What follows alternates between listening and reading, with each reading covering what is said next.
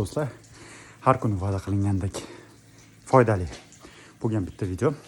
Bugun demak, birinchi marta o'sha yurtdoshlarimiz immigratsiya qilganda, boshqa davlatlarga ketganda, xoh Germaniya bo'lsin, xoh Koreya, Yaponiya bo'lsin, birinchi bo'lib yo'liqadigan qiyinchiliklardan biri bu oziq-ovqat dan bo'lgan qiyinchilik, ya'ni oziq-ovqatga ko'nikolmaydi, ko'pi achchiq bo'ladi.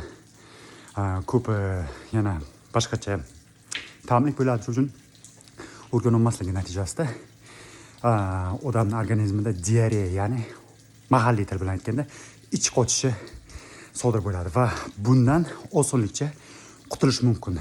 Va ya'ni juda ham oddiy bo'lgan usul bilan qutulish mumkin va bu nafaqat ichki o'sha diareya, ya'ni ich qochishni, balki ortiqcha vazndan xalos bo'lishni ham sizlarga yordam beradi.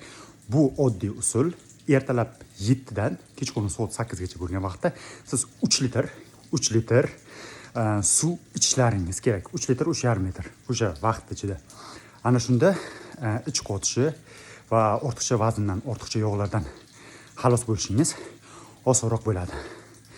Bu videoni boshqa davlatlarga ketgan do'stlaringizga va albatta o'zingizni saqlanib qilib qo'ying. Agar video yoqqan bo'lsa, bitta like bilan videoni qo'llab-quvvatlang.